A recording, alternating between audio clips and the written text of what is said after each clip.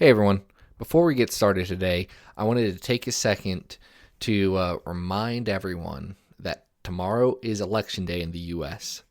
If you've already voted, that's great. Thank you so much. If you haven't, make sure you make a plan to visit your local polling place and cast your ballot for the Biden-Harris ticket for president. Our electoral system is flawed in the U.S., and it requires us to pick the best option from a very limited set of choices. However, 4 years of Donald Trump has been terrible, and 4 more years will do incalculable harm to our immigrant communities, our communities of color, our queer communities, and it will restrict health care to those who need it most during the worst global pandemic in a century. It's unacceptable to have the ability to do some small part in preventing this and choosing not to.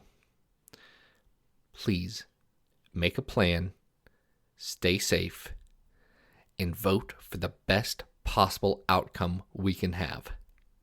Thank you very much and enjoy this episode. X-Men.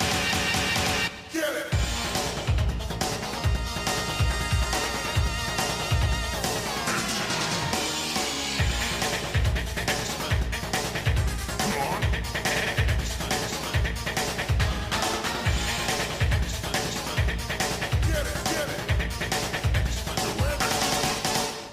Hey everyone, and welcome to another exciting episode of Battle of the Atom. This is your weekly X-Men podcast where we rank every story from A to Z. We're not doing that this time, though. Sorry, guys. No apologies necessary. Actually, I take that back. This will be a good thing. I'm Zach, by the way. Adam's here too. Hi, Adam. I'm Adam. We did screw up the intro. We've done 170 times. That's because we didn't read comics this past week, Zach. We read a book. A book without pictures and with words in it? There's a picture on the cover. There is a picture on the cover. It's very good. But no, this week we actually have a special guest. She is the writer of the upcoming book Liberty and Justice for All, a Marvel Xavier's Institute novel. It's Carrie Harris. Carrie, how are you doing today? Other than slightly frozen, I'm good. Oh, good. So this is a new book that's coming out. It's a prose novel. Mm-hmm. Comes out tomorrow as you guys are listening to this live, November 3rd. So, get excited about that. I'm just going to read the little blurb description they have for it. As part of their training at the new Charles Xavier Institute, Triage and Tempus are allowed to attempt their first solo flying mission. Some way into their mission, they pick up an urgent SOS message. Sentinels are attacking a superpowered mutant who is struggling to protect an injured politician. When they abandon their lesson and answer the call, however, the identity of both will cause the two young X-Men far more problems than they bargained for. So here's the thing. We're a podcast named after an event that happens right at the same time as this book. Yeah, pretty much. So it piqued my interest for sure. Mm-hmm. And I know it piqued Adam's, and we wanted to jump into that. But first, Carrie, wanted to learn a bit about you. What's your background with X-Men or comics or any of this stuff? Were you a fan beforehand, or did you kind of learn to get into all this stuff as you were writing this? Oh, I was an X-Men fan. In fact, when I sent in my pitch, I actually told them, I will come to your house and dress up. Like, whatever I have to do to get this job, I will do it. So I started, I think my first exposure to X-Men was the cartoon, because I lived in a tiny little town that didn't have a comic shop. Oh, no. Right. It was tragic. I'm sorry. Yeah. So we had one bookstore, and they had one of those spinny racks that had comics on it, but they kind of, I think they just ordered things at random. So they did stock X-Men, but I would get like issue 1 and 2, and then 6, and then 12, And so you just kind of I read whatever I could, but I never got a full continuous story. So then when I left for college, I definitely read comics, and I've been a fan ever since. So when I heard that there were Marvel books and there were some choices of what to do, X-Men was it. That's interesting. The background's not uncommon. I know there's a lot of people of that era that have that exact same, I picked up what I could read. The one thing about it was that there were characters that looked like me. You know, there was a teenage girl who was just a normal person. And so Kitty was my girl. And I wanted to be Kitty. I tried to dress up as Kitty and discovered that I cannot sew. Well, neither can she, so... That's fair. All right. Well, so now I'm curious because the way this is being developed, this is part of a much larger line of Marvel books. In the copy that we had, there's a little bit of press in the back for a Domino book, a Doctor Doom book. There's going to be some Asgard books. I believe for the record, Domino is out now. Yes. In fact, I know Domino is out now. And I believe one of the Asgard books that I believe is about Heimdall is out now, but I should double check which one is out. I can actually tell you. I can tell you it's Head of Mimir by Richard Lee Byers, and it is excellent, and you should read it. All right. That was a good pitch. But when it came time to, kind of pick straws, if you will, and you get the best one, right? Because you get to write an X-Men story. How did that go? How did that selection process go? Well, so actually, I got my foot in the door through RPGs. My first paid writing gig was as a game writer. And I kind of thought I would just write as a hobby. I got a real job. Because nobody ever makes it as a writer. That doesn't happen. So, right. So, I wrote for games, and then after my kids were born, we decided that I would stay at home and try to give this whole novel writing thing a go. And if I didn't sell anything, I'd go back to work once they were in school, and I have not gone back to work, and they're all teenagers. That's awesome. That's a good problem to have. Yeah, congrats. Thank you. But a lot of my a lot of my writing credits have to do with gaming. I've written gaming tie-in novels and that kind of thing.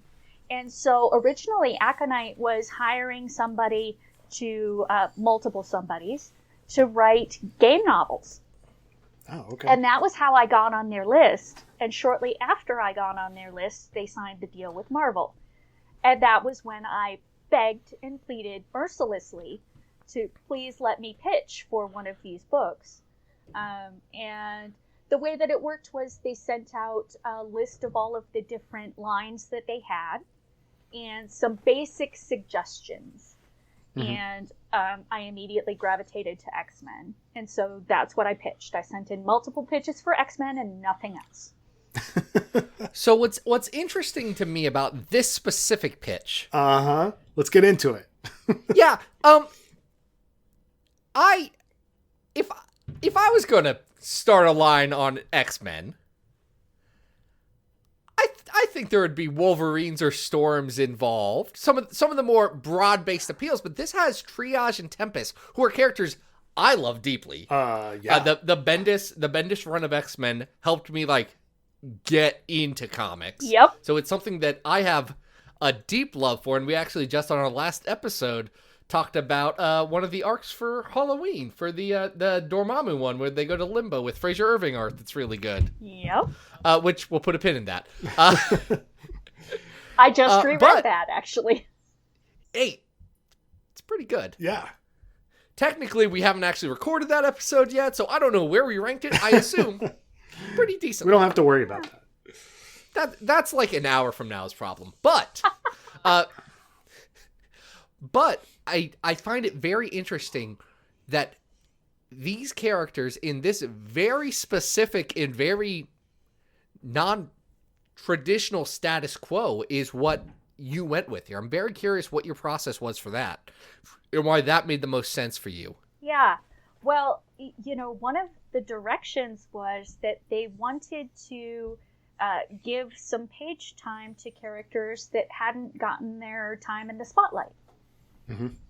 And so my idea was to take some characters that weren't as well known, but who were interacting with characters who are, and focus on them. So you get the opportunity to meet some characters that you might not necessarily know unless you're a diehard X-Men comic fan.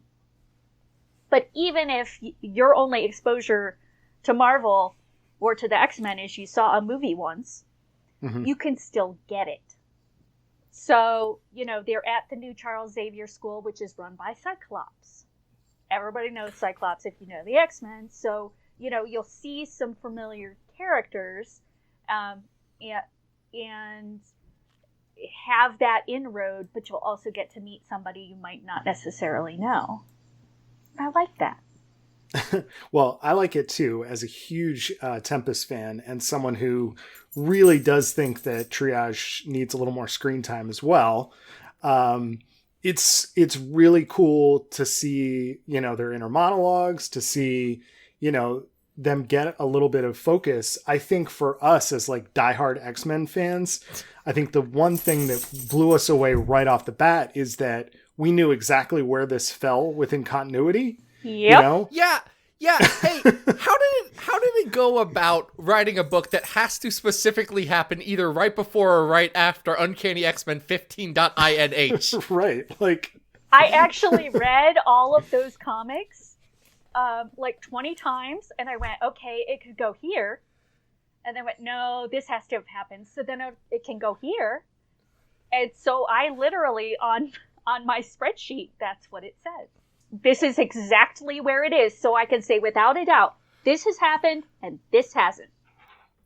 It's such a unique thing, because I've read some of the prose novels that they were doing back in the 90s and early 2000s about the X-Men. Me too. And they take place in a nebulous time. It's like this is roughly what things look like, and that's definitely an approach. And it's not necessarily a bad one. But as someone who like is me, I'm sitting there like nitpicking, like, oh dang, okay, wait, okay, no, this, okay, so this is, so this, okay, it can't be before this issue, this happened, and it's wild to see how specific this comic is to, like, or not comic, excuse me, I'm very used to talking about the books with the pictures in it. It's wild to see how specifically tied to a point in continuity. Was that restrictive for you, or did those boundaries provide like a nice ground for you to say, okay, well, my story has to develop in one of these. These are roadblocks that I can't go around, so I have to find a way to creatively work within them. For me, it made me feel a little bit better about sticking with continuity, because I knew what had happened. And actually, they didn't ask me to pick a particular place. Like, it had to fit into the timeline. But no one ever asked me to pick a comic or a space between issues. I just did that because it was helpful to me to figure out exactly where these characters were mentally. And the fact that you picked it up exactly thrills me to no end. Because it must mean I did something right. Again, it's a run that Adam has a poster right behind him on. Yeah. So yeah, I have my Uncanny 600 poster back here. I have that issue. It's right over there. It's a good one. I also have that poster, but it's on a vent in my basement. See? We did not buy those posters together. It's just this beautiful coincidence. Yeah. But it is really cool. I have to ask a super nerdy question, though. Is this, because it fits in so well as a jigsaw puzzle, is Marvel considering these books like quote unquote canon? Is this like a nebulous thing, or can this be counted as like the story between the issues if you're, I don't know, whatever, official, is it canon? I mean, I don't exactly know what they would say. I know that what we were instructed was to make sure that the work that we did fit with canon. So whether or not that's part of the official Marvel timeline, please, if you're watching, please. Yeah. Here's the thing, Adam, and I know we've talked about this previously. It's better if it is. Oh yeah. Like, just as a concept, not that the book changes one way or another, but as the concept of X-Men as a whole, if it all happened, great. Yes. The X-Men definitely did Pizza Hut adventures, and they definitely met with Star Trek, and they definitely, like, Jean Grey made out with Grifter from Wildcats once, and that's all good and fine and can all happen. Yeah. That's acceptable, and we just need to embrace that. You might need to put good in quotes, though. Okay, That's so that's good. that issu's got good Jim Lee art, let's be fair. The rest of it, depends fine, on which yes. one you were talking about. Just there. I'm not gonna say. All of them have their uniqueness to them. Yes. The fact that you got a chance to focus on these particular characters, though, I think, Eva, this is before Eva really gets traumatized by getting thrown into, her sort of, it's more of an Ileana situation where she sort of gets thrown through time. So we're 2 annuals between All New X-Men Annual #1 and Uncanny Annual #1 by Bendis and Ariana Sorrentino, which are beautiful if you all haven't seen them. They are absolutely gorgeous. So this is happening before that. Yes. So Eva is still very much kind of figuring things out. Why don't we start with Eva? Because I do want to get to Triage, because there's some stuff we really got to talk about with Christopher Muse. But what was your approach to Eva? Because, really she'd only been in the comics up to this point of your story for like, a year? Maybe a little more? Maybe. I'm not even sure if there was that much. And, Eva's story really fascinates me because there's this big gap that we don't see. She travels back through time, and she has years and years of growth. She establishes a family, she does all of this stuff, and then poof, she's back. And so I wanted to explore, if we're looking at a series built on firsts. So the idea of the Xavier's Institute is that, these are characters who are taking their first step toward becoming an X-Man. Giving Eva a little more screen time before all of that immense growth happens was something that really appealed to me, because we don't see a lot of her before she goes. So that was part of the reason why I picked her.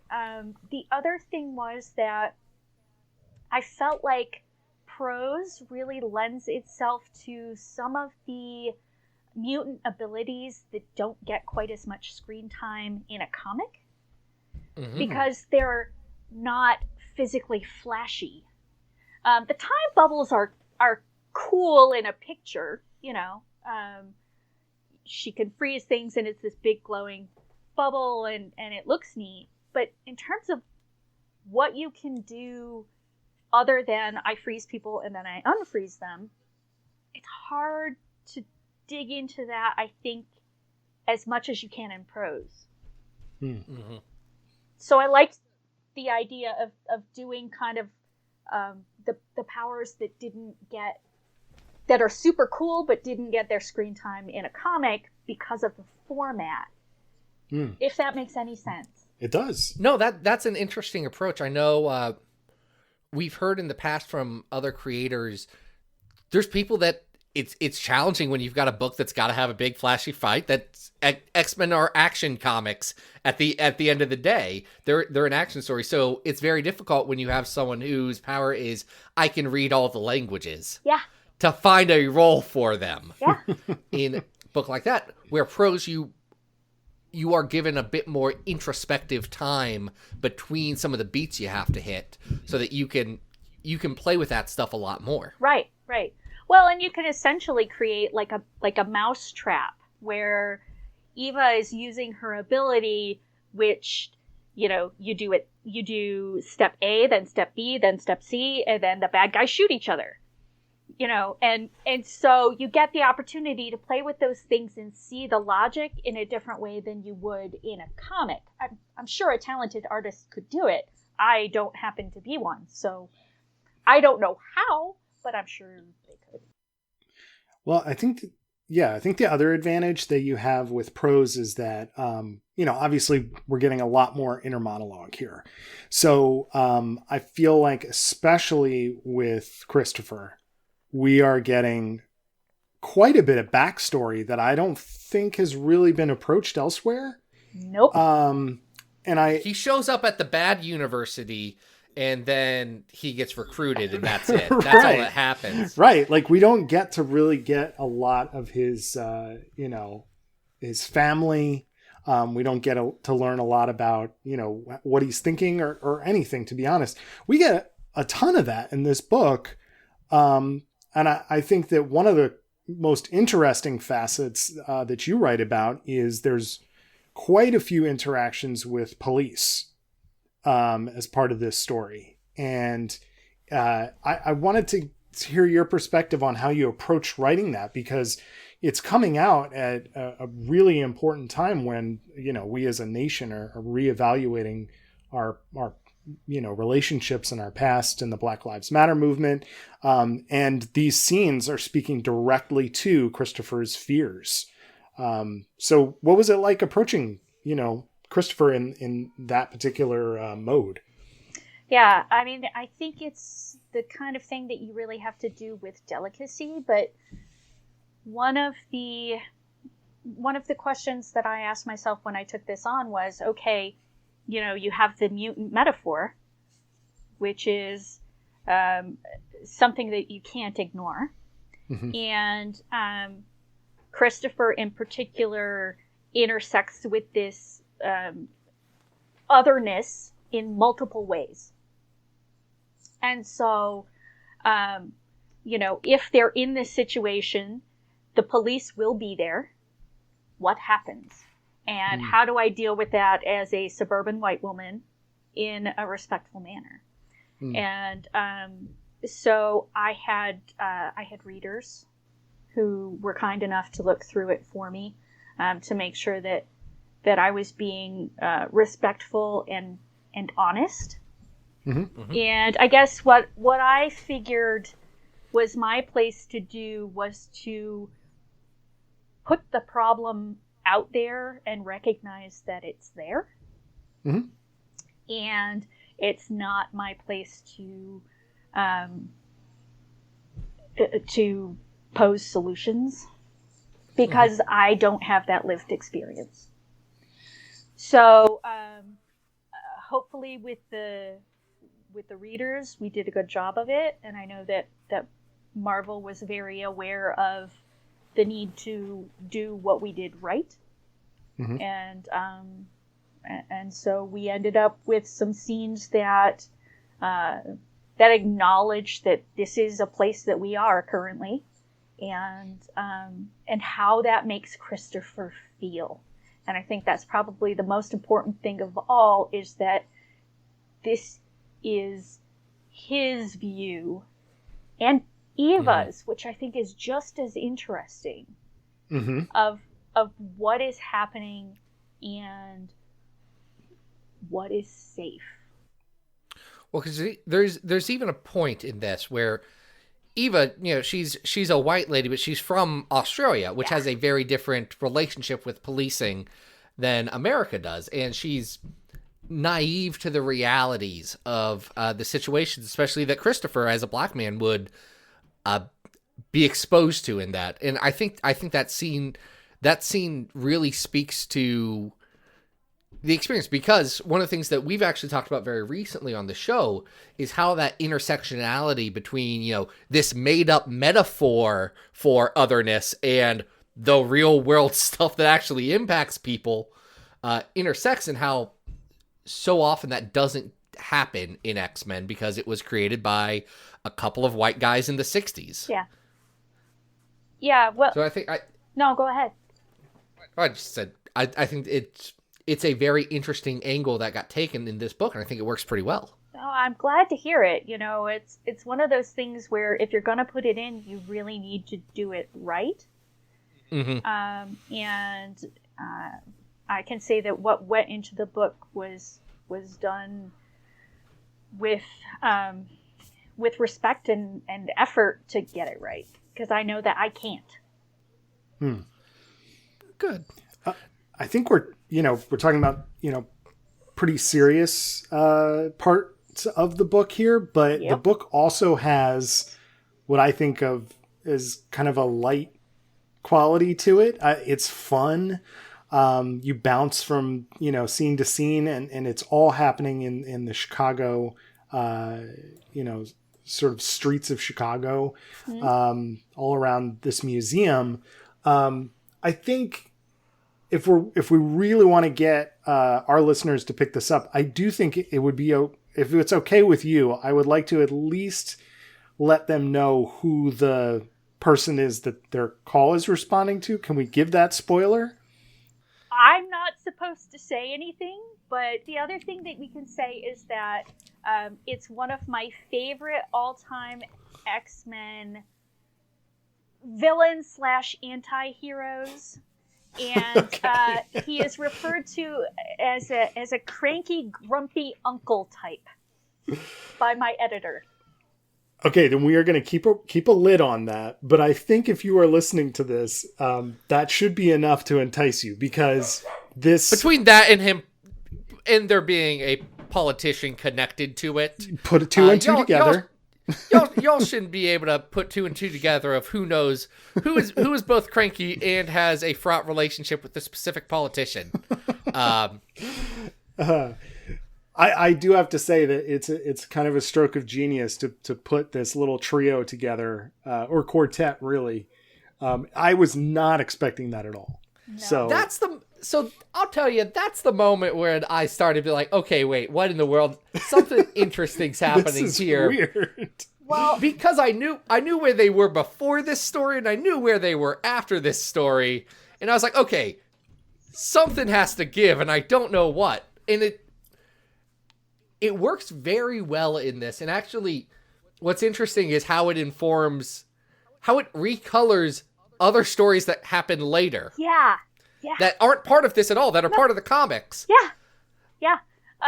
Well, and I have to tell you, I'm trying to dance around this without being incredibly spoilery, but sure. The cranky, grumpy uncle was my favorite character to write and the easiest to write. And I actually Really? said to my husband, there might be something wrong with me. Listen, is he a little bit of a sociopath? Sometimes. Does he still have his own fans? Yes. As he Oh should. my God. But he's one of my favorites, and so, as I was looking for someone to kind of serve, I wanted to have a major character be a part of the main story. Once you leave the school, which we all know who's at the school. If you've read the comics, you know who's at the school. So you see some It's Cyclops familiar and Magic and characters. Emma and Magneto. Yeah. And all of the original X-Men. But that's I'll tell you, that was the part where I was like, oh no, they're just like accepting the continuity here. I was like, yeah, these X-Men came from the past. Yeah. They're here. Let's go with it. That's where they are, and let's meet them in the bathroom. That is exactly what happened. It is. It's great. Well, and it's those mundane things that, like, if I went to one of those schools, that would be the thing that would throw me for a loop. Like, you see Jean Grey in the Danger Room, that's where you expect to see her. But if you both go to the same school, and you're both female people, you will meet each other in the dorm bathrooms. And that's crazy. Speaking of mundane, There was something I definitely wanted to ask you about, which is multiple points in this story. There's food. Yeah. Now, when you read superhero comics, very rarely, like just recently, Jerry Duggan did an issue of Cable that featured Cyclops eating a cheesesteak. Yeah. It was one of the... That's a touch point for everybody now. It is, Adam, it's 'cause great. That's exactly where I was like, okay, well, I know that happens. But you have multiple points in your story where food is involved, and it's never something that we see in the comics. And I was just curious, like, what was your approach for including that? Why was that necessary? Because I loved it. Maybe I was hungry at the time, but I think also, I wanted it to feel like it could be a real school, and especially for people who aren't familiar with this era of the comics, it's not the Xavier school that we're used to. There are no jets coming up from underneath the basketball courts. This is not the fancy mansion. This place is kind of a hole. It's a bad place where military experiments happen. I know. It's not great. I know, and it's gross. And there's actually at one point they talk about, like all of the girls get together and say, "We've got to go get clothes. We have no clothes." In the comics, right? Yeah, that's that great. Yes, that's that in great 15 Girls Diane Night H Out. issue. Yeah. So that actually kind of came about after I read that Girls Night Out issue where they go shopping, which was, okay, they're in a cruddy facility. They don't have a lot of the amenities that you would expect. And one of the ways that you can show that is the food sucks. Yeah, the scene with Magneto and the brown bag lunches, man, Yes. I just lost it. Because when you read that era, you're like, they're in the Weapon X facility? Like, they ain't got nothing. And like, where did they even get this sandwiches? Like, it's great. It's that fan thing that you see happen, like online in discussions and like on AO3, but you don't get as much in the real deal thing of, well, also they've got to live and eat and sleep and do stuff in between punching out the purifiers or whatever. And it's a very fun angle to include in a place like this where you have a bit more breathing room. Yeah. Now, your background, like you mentioned earlier, is in game writing and tabletops. Yes. RPGs, which is not necessarily a background that always, leads directly into comics writing or working with this. No. So I'm very curious how that very specific type of writing informed how you do your prose, specifically while using, licensed characters, licensed properties, things like that, where, you don't have the same freedoms. Right. Well, and I think, the biggest and most important thing when you're approaching a licensed property is I think you need to love it. If you want to do it well, you need to be in love with it. And then I was able to write what I would like to read as a fan. Mm-hmm. So, when you're approaching a licensed property in general, that's kind of how I pick where to throw my hat in. But games in particular are kind of interesting because they teach you how to write tight, because you only have so much space. Mm-hmm. And they also teach you the balance between character and plot. Because if your plot's too overwhelming, your players feel railroaded. That's no bueno. If your characters drive everything and there isn't enough plot to support it, then your players feel, the game feels like there's no direction, and your players feel like you've done nothing. You've kind of abandoned them and it's going nowhere. So really, when I'm approaching plotting a book, I'm looking for that kind of magical balance between character and plot. And so trying to find some plot elements that will affect the characters, but that the characters can also do something unique about. Carrie, I just made a quick reference to current continuity, and obviously you were a big fan growing up. Are you following the books now? Are you following the current John Hickman era of X-Men? Yeah, I jump in and out. When I'm drafting a book, I find that if I pick up comics, I lose an entire day because I want to know what happens next. And so what I do is I buy a ton of issues all at once from my comic store, and then I have my unlimited subscription because of course I do. Yeah. And so, right, and they just shortened the time frame, which makes me so happy. Yeah, hey 3 guys, months. Unlimited is only 3 months behind now, so if you haven't been on this for some reason, you should probably jump on it. It's a pretty... This show only exists because that software is available. I'll tell you that. Yeah. It's great. Yeah, so what I do is I binge about, 50 or so issues all in one day. And then I'll go for a little while, and then I'll catch up again. So I'm usually a few months back because, the subscription being what it is, it's much more feasible, and I don't have any room left. That's an ever-present problem. I will say, if your background is with tabletop, and you also like X-Men, there are literal, D&D ass descriptions of different worlds and weapons now, just in every X-Men comic. Yeah. It's great. You're gonna love Ten of wild. Swords when it comes up. Now, we do have a couple of questions from you that came from our great listeners over on the twitter.com. This first one does come to us from @Brawl2099. It's Tony Thornley. And he asks, do you have a character wish list for a follow-up? I do. I actually have some additional pitches in, and I am waiting for feedback and to see what happens next. So, yeah. As a follow-up to that, is there a plan to continue this as a series? Yes, there is already a second book that's been announced. Announced is a strong word. It's definitely on Amazon, and they have not done any press. It exists. We know that it exists. Okay. It is out there. Yeah, but I can't tell you much more about it either.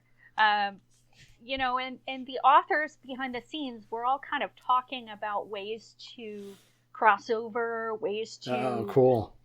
Plant little Easter eggs from book to book, or even from series to series, to try to help make them feel cohesive, even if they're not necessarily following the same characters.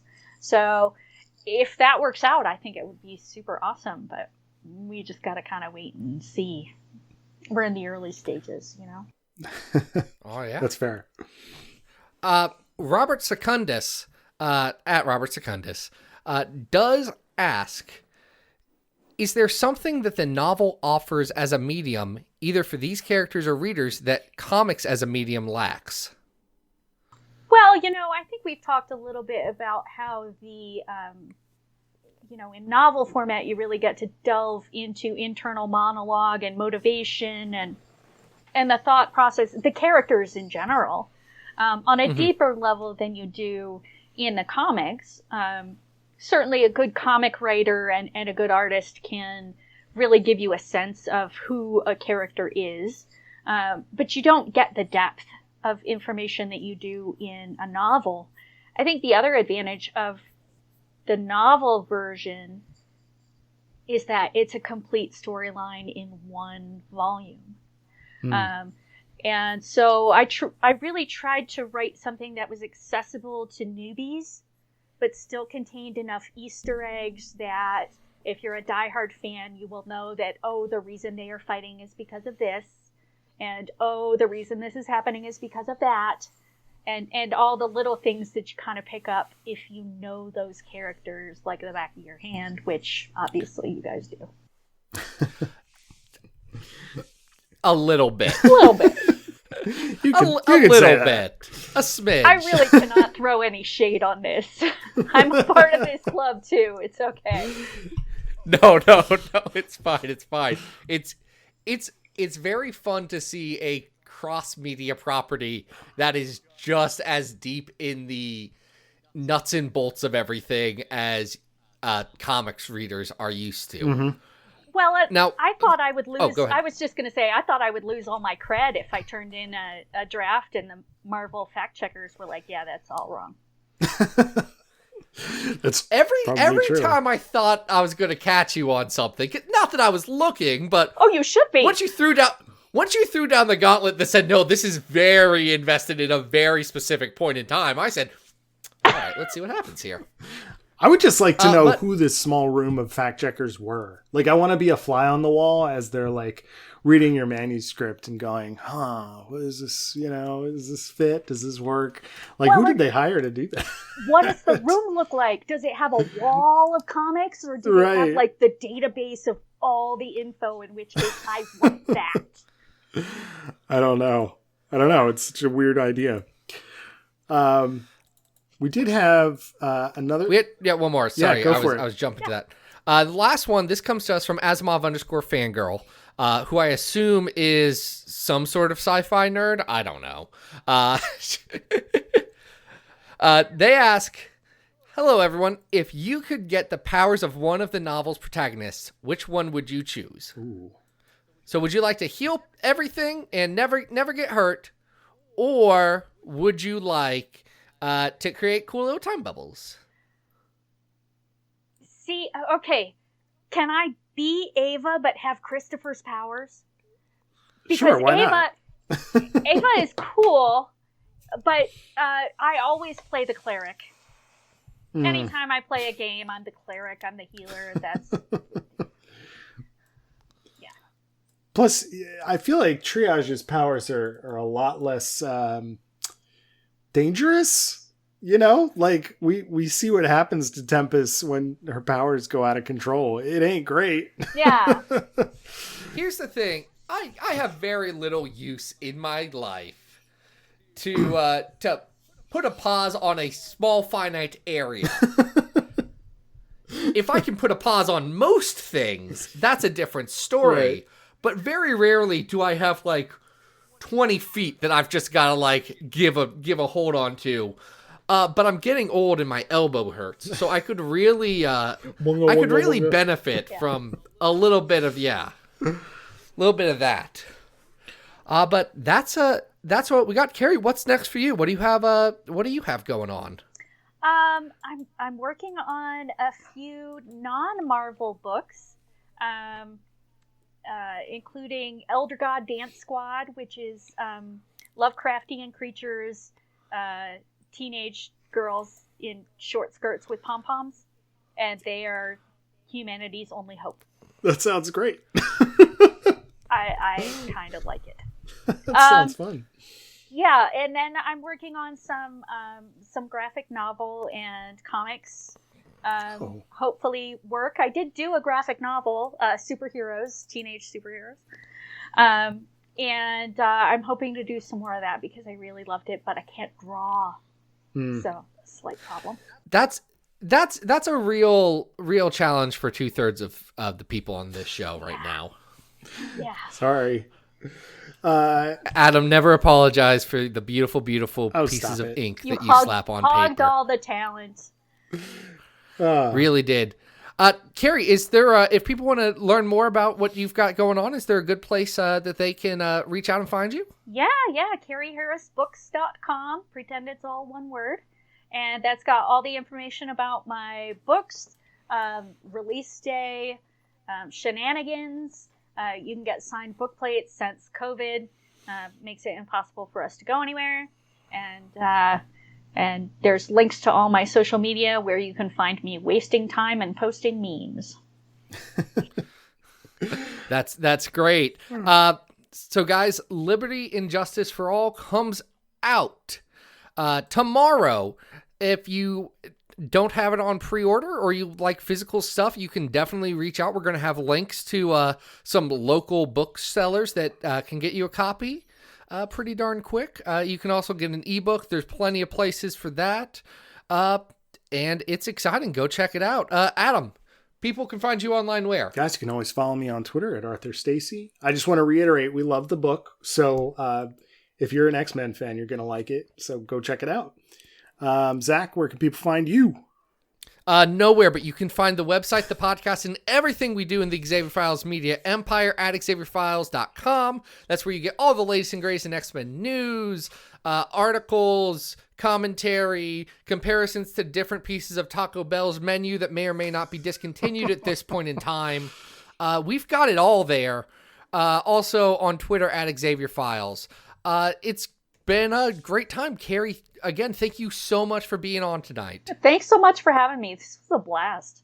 It's a pleasure meeting you.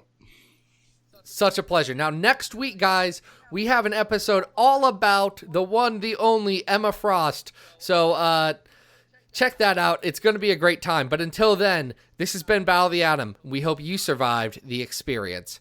Get it!